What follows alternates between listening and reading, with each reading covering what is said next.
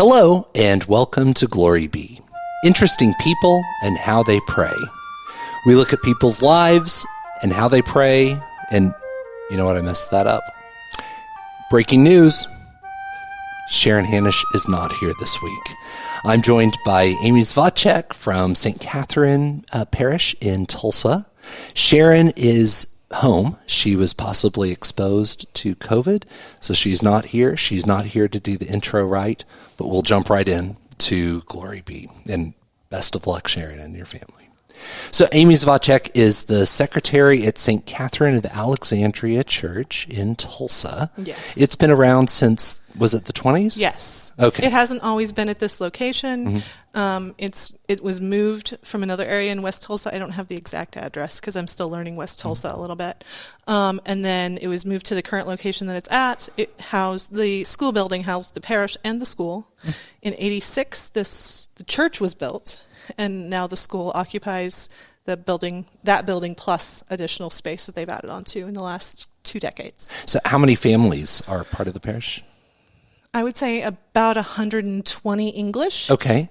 For the St. Catherine English-speaking side, yes. And then you have the distinction that your parish houses really 2 parishes under one roof. Yeah. And you've got a totally unique situation with it's the really Burmese. exciting. So a lot of the Burmese refugees have relocated in the Tulsa area, and it's the only Burmese parish in the United States That speaks this Zomi dialect. Oh, okay.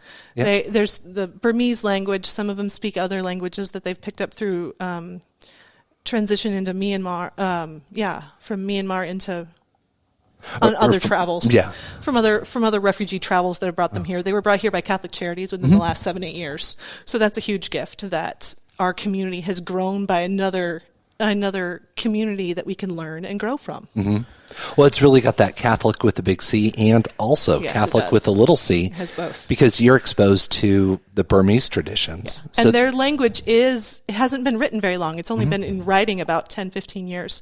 So an English speaker can read it, and it sounds semi-correct, which is really great because it was translated, from what I understand, it was transcribed by an English speaker. Oh, wow. So that's nice. You can kind of read it and get it close, but there's still so much, and it's so different, and it's so beautiful. So you guys juggle a parish schedule that has to have, on a Sunday morning, what is your mass schedule? Our mass schedule currently is 5 p.m. English on Saturday night, and then Saturday evening, usually some part of the Burmese community has a meeting that in the evenings at the parish. Sunday morning, right now, it's 11 a.m. English and 1 p.m. Zomi, but sometimes they have an 8:30. So right now they're testing just the 1 p.m., and then they may go back to add the 8:30 in the morning. Okay. So we'll see. Well, I just love the way that Burmese pray. They do. It's beautiful. It's beautiful, and all of the people are vocal and incorporated and invested in their Catholic faith. All of the men, all of the women, all of the children are very there. They are pretty well catechized as well as interested and involved. So it's so great to see all these families with multiple children coming in every Sunday. The parking lot's full. It's such a great gift to have a lively community at the smaller parish here in town. It's great. And twice over, too. Yes. Well, I used to work at Holy Family Cathedral in downtown so you do Tulsa. have some connection with them. And a little bit. The first members of the family that came over were the dads. So it was all men working for basically one corporation. Yeah. And they'd come and pray at the cathedral, and especially on Fridays of Lent. I loved it because I would skip out of stations early and go downstairs to the chapel and just listen to the men praying the Zomi version of the stations. It's gorgeous. And the men are vocal and they speak. Sometimes our English-speaking men aren't quite as demonstrative as our Zomi families are. So it's a gift to see that. Right. Yeah. Well, that is pretty awesome.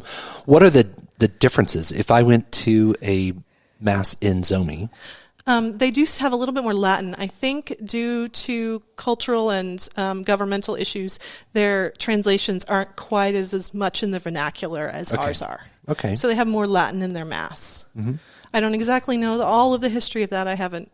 Father Robert Kim, who is the pastor of Tona Maria, and it's Tona Maria, and then there's two other terms that follow that, which I don't yet pronounce correctly. Yeah. So Tona Maria is basically Immaculate Heart of Mary? Yes. Okay. Yeah. So, yep. Beautiful.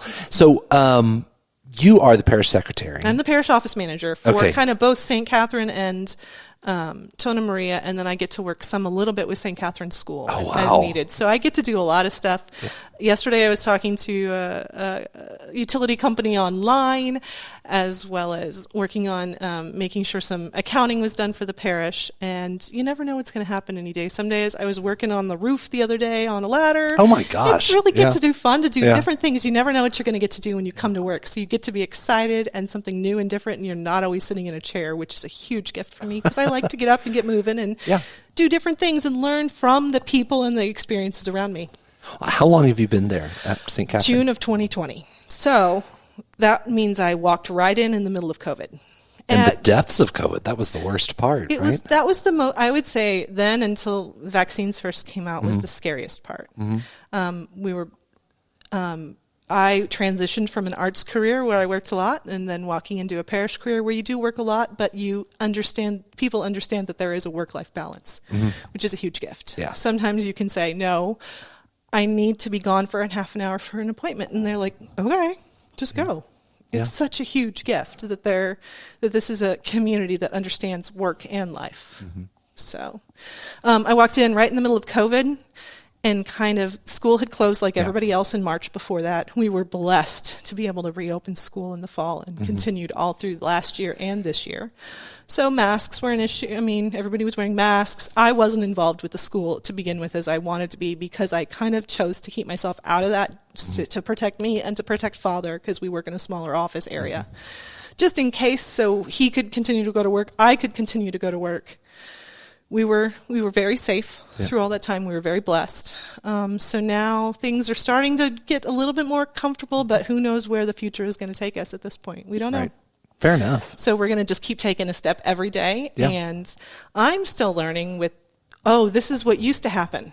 I'm still hitting those, we used to do this. We used to do this. Well, I know that I'm still post-COVID life, and I don't really know, so I get to learn from the people. It's your first time through a lot of these things. Some of these, I'm still hitting I wish I would have known that 3 weeks ago. I could have made that happen. Right. Or if I would have thought about this 3 months ago, I could make that happen. So it's still I was expecting a year. It's been a year and a half almost.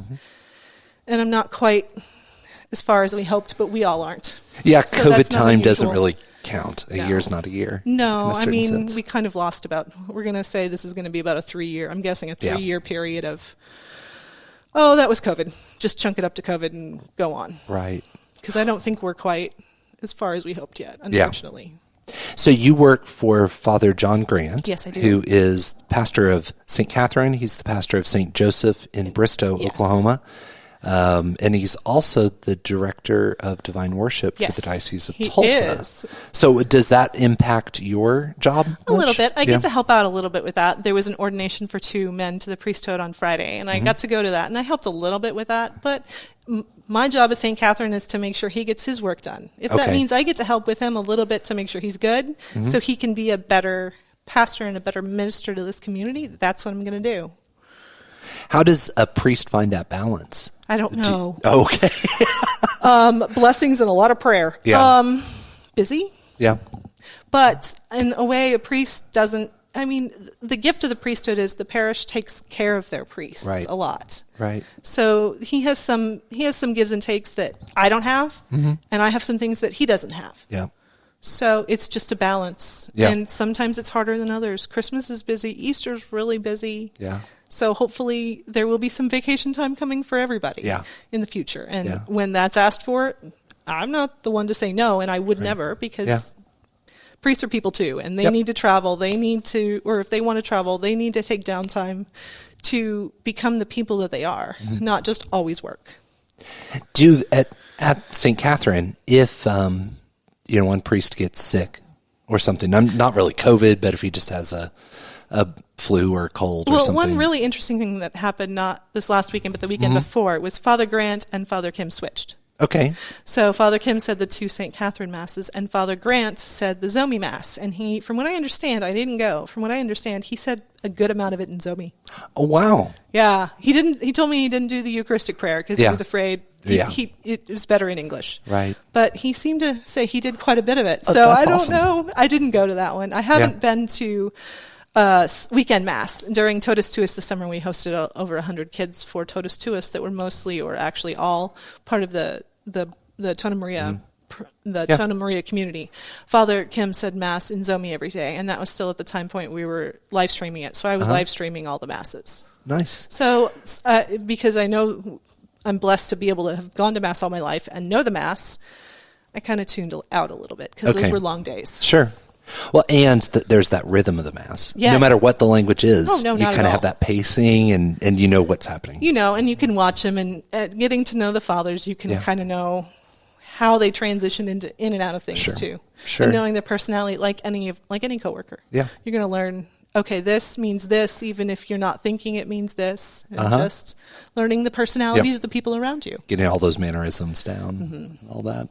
So, for people who are not exposed to Mass in Zomi, in the show notes for this podcast, is there a link that I can give that could take somebody to an old live stream? Their Facebook page. Okay. And I will make sure that is available for you for the link in the podcast. Sounds Do awesome. I remember exactly what it is? No, but we can make sure We'll search for it and we'll put it in there. Yeah, definitely. So, sounds good. Oh, one more thing. Their masses are quite a bit longer.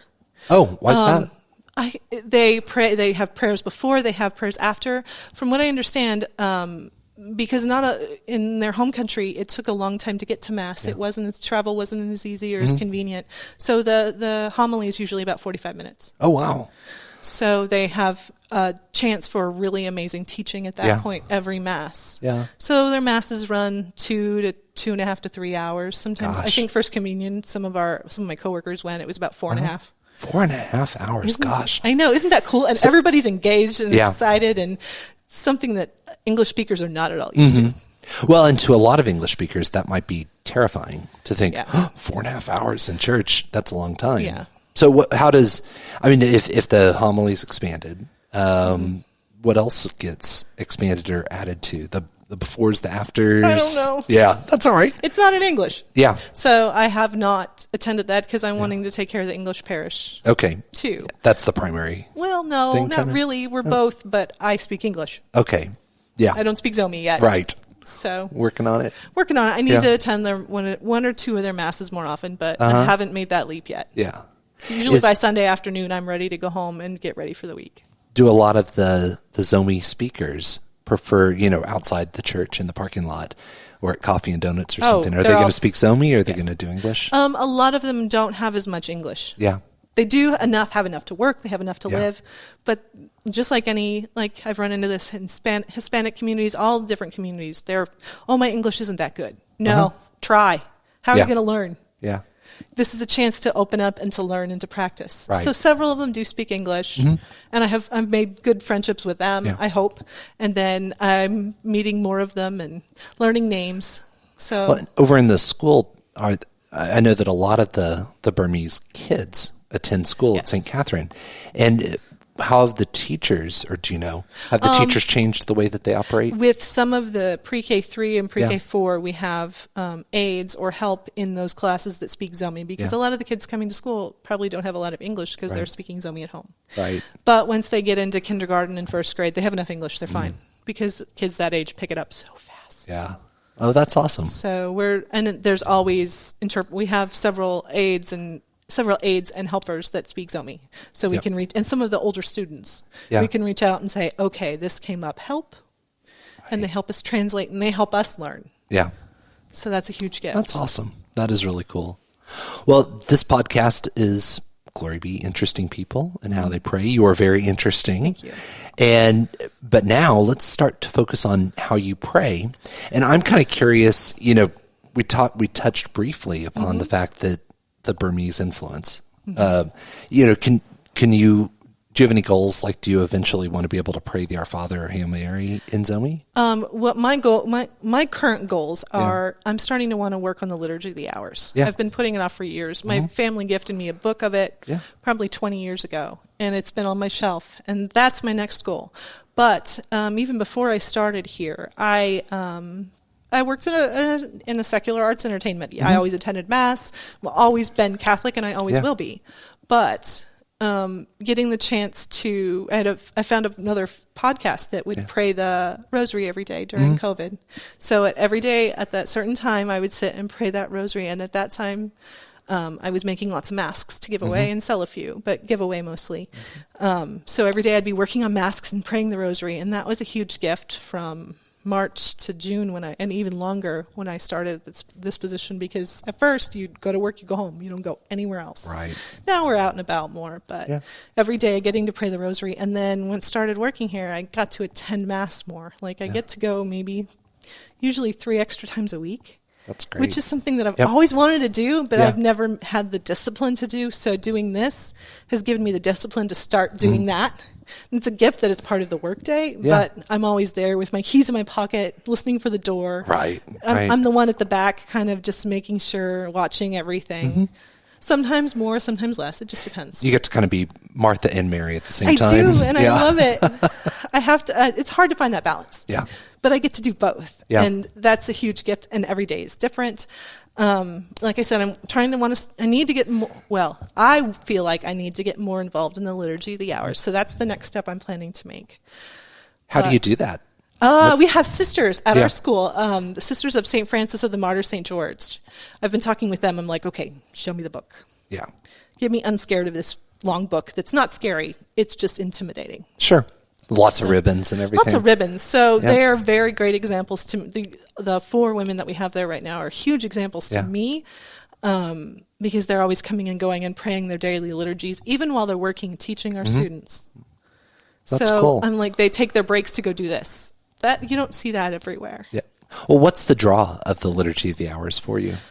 The schedule and the repetitiveness and the learning, because our whole life is a cycle, and that also the prayers of that are a cycle. I went to St. Greg's, St. Gregory's University in Shawnee when I was studying undergrad, and getting to see all the monks there and their schedule of praying every day, and even at that time, I got to go to Mass, or at least the first year or two. I went to Mass every day, and a group of us prayed the Rosary every day. So now I'm getting back to kind of where I saw my second career always wanting to be, is getting to do this. The movement from I worked in costumes for a long time. I got to sew and be creative, and I still get to be creative. I've made costumes for the school. I've reupholstered chairs. It's just fun. You never know what you're going to get to do, but I'm using both skills. So at that time, I kind of had to pick a direction. I picked one. Now I'm moving into the second. Yep. Well, great. That's pretty cool. So, how do you right now pray through the day? What does a typical day in your prayer life look like? I get up in the morning and make sure I don't eat before I go to work, because Mass is at 8:15. So I make that choice first thing in the morning. Get to go to Mass. Something that I always try and do is when the phone rings, take a breath, say a prayer for who I'm going to answer the phone for, because I want to make sure I have a nice, kind, happy, and calm voice when I do that. Yep. Unfortunately, I need to be reaching out to have more of a stable everyday, certain times of day, because that discipline will also be very helpful. But getting to pray a rosary with a group, I'm not as good at doing it on my own. But so I still have some learning and growing to do. I'm not anywhere near perfect in this area, but I'm working on it. Being on the phone, answering the phone is something that I've really strived for. Is sometimes you call places and people answer with a grumpy voice. Yeah. I try. I'm not perfect. I always try and answer with a happy voice, encouraging, happy, because you never know what you're going to get on the phone. Right. And sometimes people call a church because they need help. Yeah. And that help might be the person that I'm talking to, an encouraging word. It might be more than what I can do. But I can do the best that God has given me with today. Yeah, and in that moment, you are the church. Yes. They call the church. I also have to remember what a gift of a responsibility I've been given. That I don't want to hurt anybody. I don't want to turn anybody away from this wonderful gift that we've all been given. Being an office manager in a church, you're privy to all of those people who are celebrating sacraments. All the, new baby born, need to get them baptized. Guess what? My fiance popped the question. We're an older parish at this moment. So we're not seeing unfortunately, we're not seeing quite as much of that as you'd expect. But then I'd guess, occasional funerals pop up too. Like today, there's fathers working on a funeral for tomorrow. Yeah. So has that changed the way that you pray? Because now you're privy to, oh gosh, I knew him, and he passed away last week. Does that change it? Yeah, a little bit. A little? Probably not as much as it should. Okay. So, I joined a new huge family. Mm-hmm. And now I know all these wonderful people that have struggles that may not mesh with me personally or ideally, but we're still family. Yeah. And everybody's nice. Yeah. Nobody's perfect. Sure. Everybody's nice. Yeah. We're all striving. Yeah. Yeah. We're all going the same direction. Well, one of the questions that we ask everybody who's on this podcast is, has there ever been a time in your life that you wish to share where it has been difficult to pray? Well, when my previous job ended, that was a struggle to move on. But finding that daily rosary was such a gift. And now looking forward, okay, we're here. I have the gift of going to Mass every day. I have the gift of working with holy priests. What's the next step I need to take? Because we can't just sit still. Part of life is learning and growing and moving forward. So my next challenge is that. So yes and no. I mean, there's always times that are harder than others. But I've been gifted with a wonderful family that has taught me how to pray and has never discouraged me from working in this field, becoming a person that's interested in this, which is a huge gift because not everybody has that. Yeah. Well, and it seems that you are really thriving. I am. I'm so happy. I love this. I love working in parish life. It's not all peachy keen. It's not all happy. Yeah. But it's mostly is. Yeah. It's really satisfying. Is. Yes. Yeah. And I feel like I can make a difference every day. And I don't know what's going to happen tomorrow. Yeah. One phone call, COVID world, one phone call can change everything. True. But one phone call can change the trajectory of my day. And sometimes I feel like it's not that important of a job and it's not that hard. But in a way, I feel like I've been given the gifts to be prepared for something like this. So I'm enjoying this season of my life. I don't know how long it'll last. We don't know. But this is the gift I'm in today, and maybe somewhere in the future it'll change, and maybe it won't. And both of those things are really exciting. Well, this podcast is about you, really, not me. But as a guy who's worked for the church for 26 years, it's always awesome. Yeah. Because, I mean, it's hard. Or I'm frustrated or whatever. But this is the local church down on a small level of one parish, and it's very satisfying. Yeah, it's happy, and you get to see the seasons change, and this is the most important part of your life. How does everybody not want to be working here? Yeah, I don't. I mean, I understand. Yeah, I understand, but I'm like, wow, I have a job that a lot of people would love, and absolutely. I've always wanted. This was always my dream second career. So when it became available and was offered the position, I jumped on it. And have not looked back. I am so happy for you. That is awesome. That is great. So I hope that my hope is that I do the best that I can and have a positive influence on the people around me. And sometimes I do fail. Yeah. But I can learn from those mistakes and keep going. Yeah. That is awesome. Well, we're concluding the podcast today. You've been fantastic. Thank you. And one of the questions that we end with prayer, which is kind of convenient because this is a podcast about prayer. Yes. And if you could ask everybody listening to our podcast today to join you in a single prayer intention, what would that be? For all the people who are unemployed, underemployed, or struggle for basic needs due to the lack of availability of necessary resources, mostly due to unemployment or due to disability. Okay. That's kind of, with this last couple of years, that's always been my go-to because I knew how hard it was at a time when that dignity wasn't available, and it was right at the height of COVID. So I was blessed that the timing was that. Yeah. But it doesn't mean that everybody has been able to recover and move on from that. Even losing a job and having to find something different that may not be exactly what you wanted. I was blessed to find exactly what I wanted. But still, there's a trauma. Oh, You know, yeah, just- and it's healing. It's it's been a couple of years of healing for me. And there still is times that we need to heal and move on and grow. Yeah. But sometimes we do that same trauma to ourselves. Yeah. Yeah. Well, fantastic. Let's. Would you lead us in a Glory Be? Yes. Okay. In the Father, Son, Holy Spirit. Amen. Glory be To the Father, and to the Son, and to the Holy Spirit, as it was in the beginning, is now, and ever shall be, world without end. Amen. In the name of the Father, and Son, and Holy Spirit. Amen. Glory Be is a production of the Office of Communications at the Church of St. Mary. I'm your producer, Mike Malcolm. See you next week. Thanks. Bye.